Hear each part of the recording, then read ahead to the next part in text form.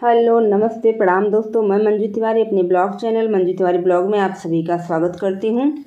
और आप सबको एक सुंदर सी कथा तुरंता माता की सुनाने जा रही हूं। तुरंता माता ने किया झगड़ा चारों बहनों से और बोला मैं बड़ी हूं, क्या कैसे सारी जानकारी इस वीडियो में दूंगी। बहुत ही सुंदर सी कथा है और मेरा मानना है जब मैं वीडियो के माध्यम से कथा सुनाती हूँ तो मुझे बहुत अच्छा लगता है, इसलिए मैं वीडियो रखती हूँ और जो है आप लोगों को कथा सुनाती हूँ। बाकी जो गीत होता है इसको आप मेरे चैनल मुन्नी दुबे संगीत या मंजू तिवारी ऑफिशियल पर सुन सकते हैं। मेरे दोनों चैनल पर मैं अवधी गाने लोकगीत जितने भी होते हैं सारे पारंपरिक पुराने विवाह शादी या भजन कीर्तन सारे गीत लेकर के आती हूँ। तो आप लोग वहाँ पर गीत सुनने के लिए मुझे ज्वाइन करें और यहाँ पर मेरी लाइफ मेरी जर्नी मेरा ब्लॉग देखने के लिए, कथा कहानी सुनने के लिए और पूजा पाठ तमाम तरह की विधि जानकारी प्राप्त करने के लिए यहाँ पर आप लोग मुझसे जुड़ सकते हैं। आज की कहानी है तुरंता माता की, बहुत ही सुंदर सी कथा है। आप लोग वीडियो को जरा भी स्किप ना करिएगा। माता रानी का आशीर्वाद आप सभी पर बना रहे, माँ आप सब पर अपनी दुआ दया दृष्टि बना रखें। तुरंता माता की कथा में ये नियम है कि जिस दिन आपकी अगर आपने मनौती मान रखी है तो अगर आपकी मनौती पूरी होती है आप उसी दिन तत्काल ही करिए और तत्काल ही सुहागन को बुलाइए। अगर आप लोग विधि जानना चाहते हैं, शायद मैंने शेयर किया, इतना मैं श्योर नहीं हूँ क्योंकि भूल जाती हूँ, तो आप लोग बताइएगा। मैं विधि दोबारा से या नहीं किया है तो फर्स्ट ही बार शेयर कर दूँगी आप लोगों के साथ। आइए कथा को शुरू करते हैं और पूरा फुल एंजॉय करिएगा। आप लोग कथा को आधा अधूरा मत छोड़िएगा। एक बार की बात है भैया, जो है नारद भगवान का क्या काम है कि कभी यहाँ कभी वहाँ। नारद भगवान के पाँव तो एक जगह टिकते नहीं हैं, ऐसा हो नहीं सकता कोई एक जगह स्थिर रहें। तो भ्रमण करते हुए जा रहे थे और एक बगीचा था सुंदर, मतलब फूलों का बगीचा था जहाँ पर सिर्फ फूल ही पौधे थे सारे। वहीं पर जो है अवसान माता, संकटा माता, चटपटा माता और तुरंता माता चारों बहनें जो हैं बैठी हुई थी। और बैठी हुई थी तो बातों ही बातों में उन लोगों में छिड़ गया कि कौन सबसे बड़ा है, मैं बड़ी हूँ या आप बड़ी हैं, आप बड़ी हैं, ऐसे तैसे में वो लोग झगड़ने लगे आपस में। तो नारद भगवान भैया रास्ता धरे बीड़ा बजाते हुए जा रहे थे। उन्हें लगा कि इस बगीचे में कोई है और जो कि लड़ाई कर रहा है, झगड़े कर रहा है। नारद भगवान ने कहा चलो समय ज़्यादा व्यस्त न करते हुए देख ही लेते हैं कौन झगड़ा कर रहा है। अगर मुझसे सुलझने लायक होगा तो मैं उस झगड़े को सुलझा दूंगा, नहीं सुलझने लायक होगा भैया तो मैं भी छोड़ के चला जाऊंगा। ऐसा कहते हैं किसी के झगड़े में पड़ना नहीं चाहिए। अगर पड़ते हैं झगड़े में तो दोनों पक्ष की पार्टी आपकी बात सुनने को तैयार हो, मानने को तैयार हो जो है। ऐसा सोच करके नारद भगवान उस बगीचे में बीड़ा बजाते हुए पहुंचते हैं। बोलते हैं भैया नारायण नारायण, क्या हुआ आप लोग, भाई बोलिए माताओं क्यों झगड़ रही हैं, क्या बात है। तो माता बोलती हैं कि हम लोग में ये बहस चल रही है कि इसमें हम चारों में से कौन सबसे बड़ा है। तो नारद भगवान ने कहा कि ऐसे तो इसका फैसला हो नहीं सकता है, इसलिए हम आप लोगों से पूछेंगे एक एक प्रश्न पूछेंगे। अगर आप लोग अपने प्रश्नों का सही जवाब देंगी उसी से जो है सिद्ध हो जाएगा कि आप बहनों में से सबसे बड़ा कौन है। और सही जवाब दीजिएगा। आप लोग कहें ठीक है। नारद भगवान ने कहा हम पूछेंगे प्रश्न आप लोगों से कि आप में से सब में से आप सभी का कार्य क्या है, आप लोग क्या कैसे करते हो। तो बोले ठीक है। तो सबसे पहले नारद भगवान बोले हम अवसानी माता से प्रश्न करेंगे। अवसानी माता ने कहा ठीक है नारद जी पूछ लीजिए। तो अवसानी माता से पूछते हैं कि माँ आपका क्या काम है, आप कैसे अपने भक्तों का उपकार करती हैं, कैसे अपने भक्तों का उद्धार करती हैं। अवसानी माँ ने कहा हे नारद जी, लोग जो मुझे गाढ़े दिन में मानते हैं मैं उनके दिन अवसान होने पर अपना भोग लेने उनके यहाँ जाती हूँ जब वो मुझे अपनी इच्छा शक्ति से बुलाते हैं। ऐसा नहीं है कि अगर मैंने उनकी इच्छा पूरी कर दी है तो मुझे भोजन तुरंत ही चाहिए। नारद भगवान ने कहा चलो ठीक है आपका हो गया। अब बारी आती है संकटा माता की। तो संकटा माता आप बताइए आप क्या करती हैं, आपका क्या भोग है। अवसानी माता ने कहा मेरा भोग जो है लाई गुड़ चना है। संकटा माता ने कहा नारद जी हमारा सबसे पहले तो भोग है चावल के आटे का पीड़ा जो है बनाते हैं भून करके घी में दूध दही शक्कर दूध मेवा डाल करके शक्कर बना करके हमें चावल के आटे का भोग लगता है। और हमारी सुहागिनें 11 रहती हैं हमारी पूजा में।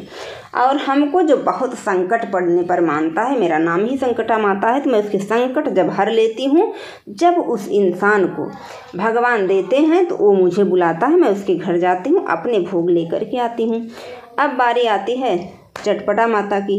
तो बोलते हैं हे चट मैया आप बताओ आपकी क्या व्यथा है, आप क्या करती हो, आप अपने भक्तजनों का दुख कैसे दूर करती हो, कि आप हमें विस्तार से बताना मैया, ज़रा भी झूठ मत बोलना। अब तुरंत मैया छटपटा रही हैं, बोल रही हैं, लोग अपना अपना बता रहे हैं, अभी पता नहीं किसको बड़ा बता देंगे, बड़ा तो मुझे ही बनना है। ये सारी बातें उनके मन में चल रही हैं भैया। अब सबकी अलग अलग सोच होती है, अलग अलग भावनाएं होती हैं। उसी प्रकार से देवी देवता भी हैं भैया, सबके अलग अलग आशीर्वाद हैं, अलग अलग उनकी दया है। तो चटपटा माता कहती हैं, हे नारद जी, जो मुझसे चट्ट मांगता है मैं उसे पट्ट देती हूँ, यानी तुरंत दे देती हूँ जो है। और उसके बाद हफ्ते 10 दिन में 15 दिन में मैं उसका इंतज़ार करती हूँ, मैं ज़्यादा इंतज़ार नहीं कर पाती हूँ। कहें ठीक है, आपका भोग क्या है? कहीं हमारा भोग है, अगर आपके घर पे दूध है तो दूध शक्कर का मिठाई बना लीजिए, नहीं तो बाज़ार से मिठाई मंगा करके 7 या 14 सुहागनों की जैसे आपकी मनौती मैंने पूरी की है उस हिसाब से सुहागनों को बुला करके आप जो है मेरा भी प्रसाद खिला दीजिए, मतलब सुहागन बहनें हमारा भी प्रसाद खिला देती हैं। इस प्रकार से मैं अपना भोग ले लेती हूँ। नारद भगवान ने कहा, अब उतावली बहन तुरंता माता, आपकी बारी आई है, आप बताइए आपका भोग क्या है और आप कब कैसे अपने भक्तों की रक्षा करती हैं, उनकी विनती स्वीकार करती हैं। तुरंता माता ने कहा, हम बता रहे हैं, बताने से कुछ नहीं होगा, हम ही सबसे बड़े हैं। इसी बात का झगड़ा यहाँ पर चल रहा है, जबकि उनकी उत्पत्ति जो है सब बहनों से मिला करके हुई है। तुरंता माता की वैसे तो छोटी हुई, लेकिन लोग कहते हैं ना, जो छोटा होता है उसका सबसे जबर हिस्सा लगता है। तुरंता माता ने कहा, नारद जी, मेरा भोग का कोई निश्चित नहीं है। मेरे भोग में आप मिठाई भी लगा सकते हैं, लाई गुड़ भी लगा सकते हैं, आप हलवा भी बना करके मेरा भोग चढ़ा सकती हैं हमारी बहनें, दूध का भी मीठा, लड्डू का भी, सूजी का हलवा, यानी जो भी आपके यहाँ ईश्वर ने दिया है या आप जो मंगा सकती हैं उस चीज़ का मैं भोग लेती हूँ। मेरे भोग में कोई प्रतिबद्ध नहीं है कि मुझे इसी चीज़ का भोग चाहिए। निश्चित रूप से मेरा एक भी भोग निश्चित नहीं है, जो मुझे मिला वो मैं खाती हूँ, लेकिन जो मुझसे मांगते हैं मैं उनकी मनौती तुरंत पूरी करती हूँ, यानी तुरंत पूरी करती हूँ। तो मनौती पूरी करने के तुरंत ही, अगर 24 घंटे में या दिन भर में जब भी आपकी इच्छा पूरी हो जाती है, अगर आपके पास समय है तो मेरी इच्छा, मेरा भोजन उसी दिन दे दीजिए, नहीं दूसरे दिन दीजिए, लेकिन तुरंत जो सुहागनें होती हैं उनको तुरंत ही बुलाइए। मेरा नाम जो है तुरंता माता है। मैं अपने भोग में ज़्यादा विलम्ब नहीं करती हूँ। मैं अपने भक्तों की मनौती, अपने भक्तों की इच्छा इसी प्रकार से पूरी करती हूँ। तो ये हो गई तुरंता माता की बात। नारद भगवान ने कहा, अब चारों बहनों की बात सुनने के बाद मेरे दिमाग में जो बात आई है वो मैं आप लोगों से कहने जा रहा हूँ। अगर आप बहनें मेरी बात मानती हैं तब तो ठीक है, नहीं तो भैया बिना झगड़ा निपटाए मुझे यहाँ से जाना पड़ेगा। वैसे मैं जहाँ जाता हूँ वहाँ पर झगड़ा निपटा के ही घर जाता हूँ। अब आगे आप लोग की मर्जी है, देखिए क्या तय करना है। तो कहें, देखो अवसानी माता, आप अवसान करती हैं, साल 6 महीने में लोग आपको बुलाते हैं। संकटा माता, आपको भी साल 2 साल 6 महीने में जब भी लोगों की इच्छा पूरी होती है लोग आपको बुलाते हैं। चट माता, आप भी हफ्ते 10 दिन, महीना 15 दिन में अपने भक्तों की इच्छा पूरी करती हैं। तो इससे जो है अब यहाँ पर सबसे तुरंत तत्काल तुरंता माता ही अपने भक्तों की इच्छा पूरी करती हैं और उनके भोग में कोई पाबंदी नहीं है। तो उनका भोग जो चाहे भक्त वो लगा सकता है, वो खिला सकता है, 7 या 14 सुहागनों को बुला करके अपने घर पे खिला सकता है। इसलिए मेरे हिसाब से अगर आप तीनों बहनें नाराज नहीं होती हैं तो सबसे पहला और प्रथम स्थान तुरंता माता का है। तुरंता माता जो है सबसे बड़ी हैं, तुरंता माता सबसे बड़ी हैं। तो सब लोगों ने कहा चलो ठीक है नारद भगवान। अब इसके बाद किसका नंबर आता है? नारद भगवान ने कहा इसके बाद आता है चटपटा माता का नंबर। दूसरे नंबर पे चटपटा माता आती हैं, तीसरे नंबर पर जो है अवसान माता आती हैं, लास्ट नंबर आता है संकटा माता का। तो संकटा माता जो है संकट हरने वाली हैं लोगों के। उसके बाद अवसान माता गाढ़ दिन को अवसान करती हैं। नारद भगवान ने सबको उनका अवकात, उनका जगह, उनका समय बता दिया कि आप लोगों को यही यही समय है, यही यही नाम है, इस नाम से आप जानी जाएंगी इस जगत में। और जो है प्रथम स्थान तुरंता माता का आता है, इसलिए तुरंता माता सबसे बड़ी हुई। तो सब ने जो है नारद भगवान की बात को ईमानदारी कर लिया। बोला कि ठीक है नारद भगवान, आप जो कह रहे हैं वैसा हम करेंगे। तो नारद भगवान ने बोला कि चलो ठीक है, आप लोगों ने मेरी बात मानी माताओं, इसलिए मैं आप सबका आभारी रहूँगा। लेकिन इतना मैं कहूँगा, कहीं भी किसी भी भक्त से अगर देर सवेर होती है तो आप उसको दिए हुए वरदान को कभी भी वापस मत लेना, क्योंकि इंसान से ही भूल चूक होती है। आप लोग अपना कार्य करना।